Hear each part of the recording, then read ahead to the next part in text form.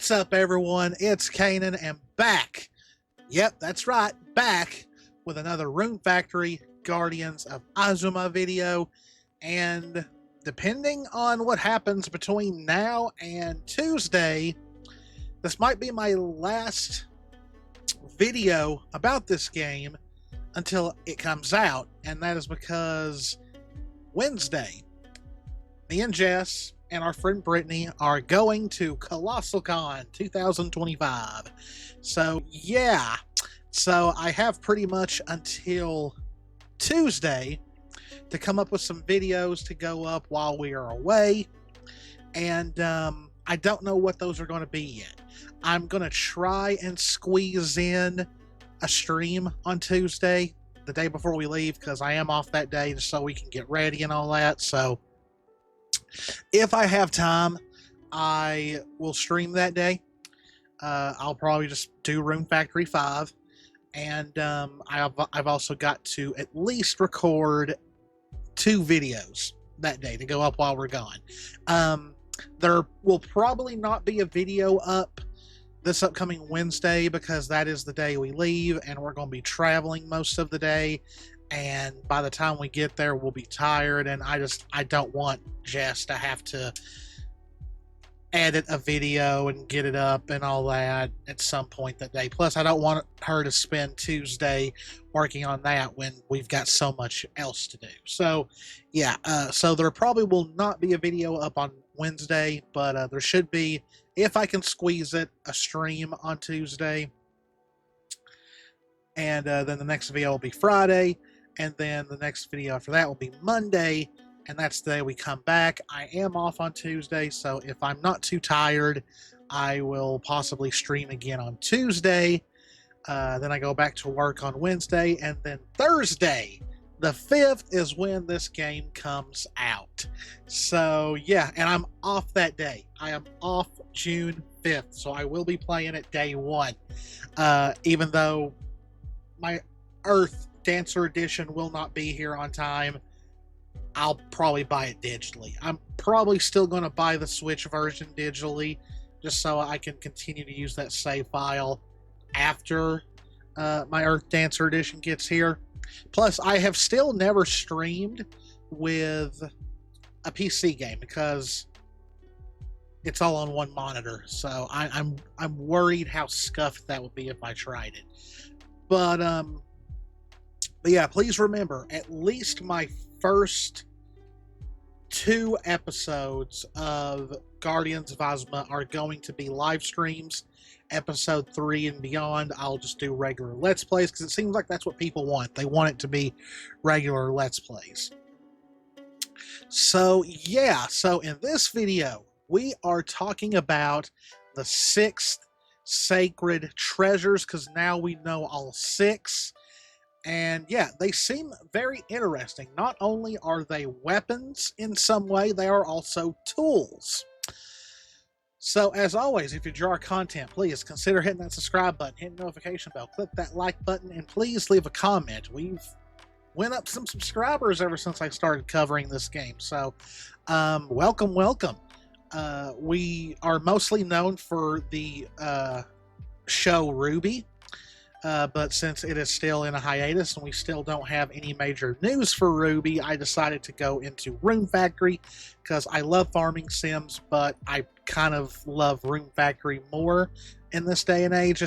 I just do. I love the cross between farming and it being like a Japanese RPG-like series. So, yeah, I decided, you know what? I'm going to start covering Rune Factory more, become a little bit of a Rune Factory content creator. That's why there's been so many Rune Factory videos here recently, and they're doing well, better than a lot of our stuff usually does, and we're gaining subscribers from it. So I believe we're 5 away from 850, so we're getting slowly but surely closer to 900. Our big goal, our first big goal, is 1,000. So hopefully we can hit 1,000 subscribers soon. All right, so we are going to talk about all 6 treasures. Some we have known about longer than others.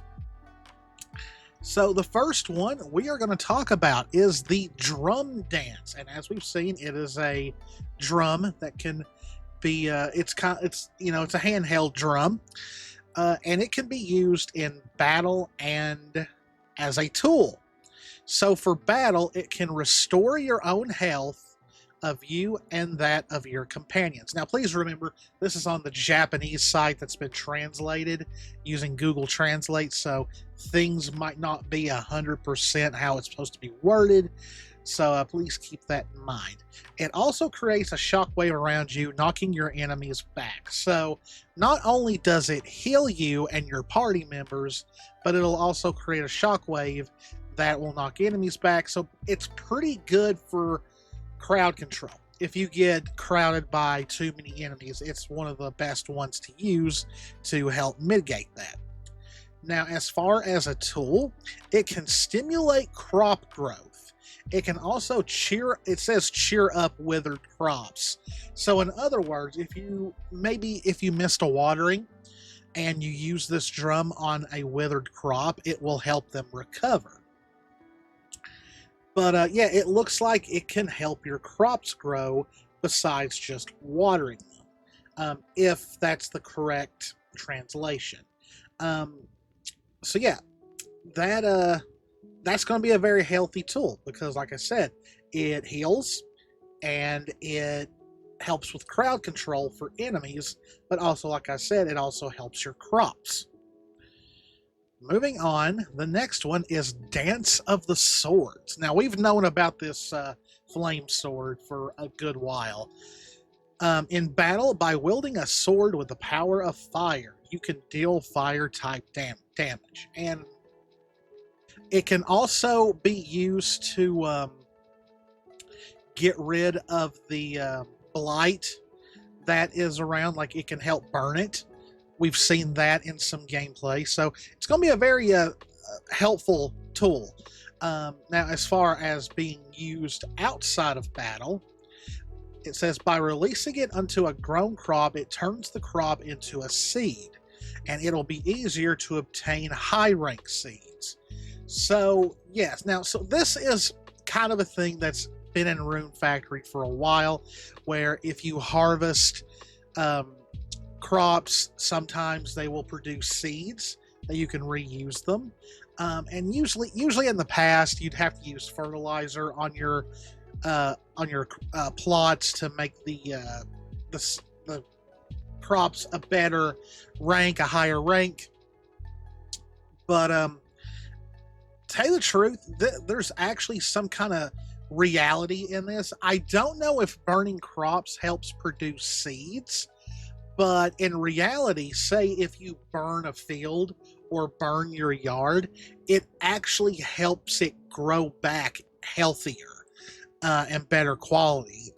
There's been a lot of people who set their grass on fire just so it'll come back more healthy. So there is a little bit of reality here. Like I said, I don't know if burning crops helps produce seeds, but let's say you don't have a lot of money and you need seeds for something, just use it on the crops. Yes, the crops that you worked to grow will be gone, but you'll get seeds as a reward, and it'll actually be better quality seeds. So a better return on your investment if you want to be solely a crop farmer. So very helpful, very, very helpful. Next, we have Dance of the Fan. Also, what seems to be a very helpful tool. So in battle, by wielding a fan with the power of wind, it creates a small whirlwind and deals wind damage to enemies it touches. Okay, so it's a wind-based treasure that uses wind-based powers. Now, unlike the first two, this one has 3 elements to use. Now, when I say elements, I more or less mean functions. I don't know why I didn't say functions. It's just feature, that just came to my mind first. But so besides battle, there is a use for this in adventuring, and that is if you have this fan equipped, it'll help you run faster than usual, which fits. It's a wind-based tool, so of course when we think of the wind, we think of speed, you know. And then of course, as a farming tool, it allows us to harvest vegetables and crops in bulk. Pretty much, instead of harvesting the crops one by one, you just use the fan on them and it'll gather them all at once. Kind of like a tornado picking your crops for you.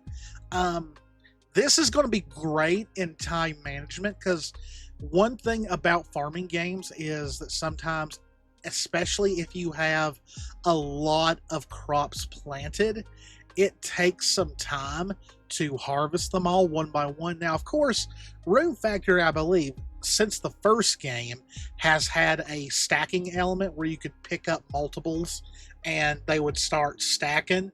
And then once you had hit your limit, 9 has usually been the limit in all of the Rune Factory games. You couldn't pick up anymore. You'd have to put them in your sack. So this is going to help eliminate a lot of time as far as harvesting crops, because a lot of people try to make most of their money in these games by growing crops, because they're a bit faster than raising animals most of the time. In regards to, like, you know, Story of Seasons, where in Rune Factory, as long as you can build a monster barn and have the tools to tame monsters, you can get to them relatively quickly. Mostly in Story of Seasons games, you have to wait until your animals grow up, like if you have them, if you raise them yourself. But the time you have to wait for that is usually not as long in Rune Factory. But yeah, it's going to be very helpful as far as harvesting goes. Dance of the Umbrella. We've known about the umbrella for quite some time. This one also has 3 features. In battle, by wielding an umbrella, you can inflict damage on enemies with the power of the water element. These treasures are almost making us the Avatar. We've got wind, air, you know, water, and fire. All we're missing is earth. Though technically, since the drum helps crops with their growth and all that, could that technically be earth? I mean, you're making it... I don't know. You're kind of affecting the crops more than you are the soil. So, maybe not. Now, in adventure, it can glide from a height. So we've seen that in gameplay. You can use it to get from one place to the other, but you're going to have to be at a higher elevation from where you want to go for it to work effectively. This allows you to go to places that are not contiguous or remote. So yeah, that tells me there's going to be some areas that we want to explore that we won't be able to get to until we have that umbrella. And then, of course, as far as a tool, you can water a wide range of fields and rice fields. Now, I've seen gameplay of the farming, but it's been a while, and I've not watched much more gameplay since then, because I want to go in as blind as I can. I don't remember if we have like a standard normal watering can, because if you have this, why would you need it? You can use this to water your fields and your rice fields if you decide to grow rice. But you may not have this tool until who knows when in the game. We do not know which ones come first, and we don't know how long it takes to actually get each treasure. So I do remember in the gameplay it showed us using a hoe to make plots to grow stuff. So maybe you do have access to a regular water can until you get the umbrella. I'm not sure. But it looks like for most of this game, this is going to be our watering can. Then we have Demon Mask Dance. This was not too long ago finally revealed. and I actually went over it in another one of my other videos. So in battle, you can attack your opponent with the power of the demon. Without flinching from enemy attacks, you can perform a variety of sumo wrestling techniques. So what it means by flinching is that an enemy can hit you and it won't like stun you or anything. So you're kind of a berserk in this with this treasure. And of course, as it shows, you fight like a sumo wrestler. That's very interesting. Now, as far as using it as a tool, you can destroy the large boulders that stand in your way. You may be able to acquire paths and hidden items that you could not travel before. So that automatically tells me that when we start the game and we start adventuring and exploring, there are going to be some areas that are not going to be accessible at first because there's going to be a big old boulder or something in your way, and you have to wait until you get this treasure before those parts of the game can be accessible. And like the part of me that's OCD, that bothers me so bad because like I want to explore as much as I can as soon as I can, and when I'm blocked off like that, I'm just like but yeah, it makes sense that there would have something like obstacles and you need an item later in game before you can access it. It's almost very Legend of Zelda like. And then we have the sixth and final treasure that was revealed not too long ago, and that is the Dance of the Tin Can. Yep, you heard me right. The Dance of the Tin Can. So in battle, summon the Butterfly of Light, the messenger of the Kingdom of Heaven, and automatically search, track, and attack the enemy. So you will be able to use this for it to seek out enemies and attack them. This is probably good for like ranged attacks in a way. As we can see here, it's showing monsters that are, or enemies that are sleeping, and so they're using this to attack them. Now, of course, you have a bow and arrow. You could probably use a bow and arrow for that, but this looks like it might be a light-based treasure. So if the monsters have a weakness to, say, the light element, this might be the way to go. And I have a feeling, just by looking at this gameplay and the area that we are in, this might be a late game treasure. Who knows? Now, for adventure, equipping a tin one can reveal the truth and reveal what is hidden. Pretty much, you will be able to use it to find hidden treasures, whether that be treasure chests, collectibles, or anything like that. So, pretty much tells me that some of these treasures, like the tin... I'm a dummy. I just realized I completely read that wrong. It is not tin can, it is tin cane. Oh my gosh. I almost want to edit that out, but no, it's funny. So, cane. The tin can. Okay, to be honest, when you read tin you think tin can, okay? Yes, I know how to read. I'm tired, okay? Tomorrow is going to be my 5th day in a row that I've had to work. I'm tired, okay? And my eyes are heavy. My eyes hurt. Leave me alone. Okay. But, okay, the Dance of the Tin Cane. So that pretty much tells me that once the main story is over with and you're looking for stuff to do after the story is over, now, of course, they could always release, like, I don't know if they will, but let's just say Marvelous decides, oh, let's release a story that happens after the events of the game, like an expansion or something. Like, say if we're waiting for something like that. This one, plus the Demon Mask, will pretty much be the items you use at the end of the game to go back through the maps, through past areas that we've already been to either get past obstacles like boulders, or to use this to look for hidden treasures that we missed the first time we went through because we did not have the ability to find them. But yeah, those are. I want to see how long I've been recording. Those are the six sacred treasures. Two of them are really great for exploring.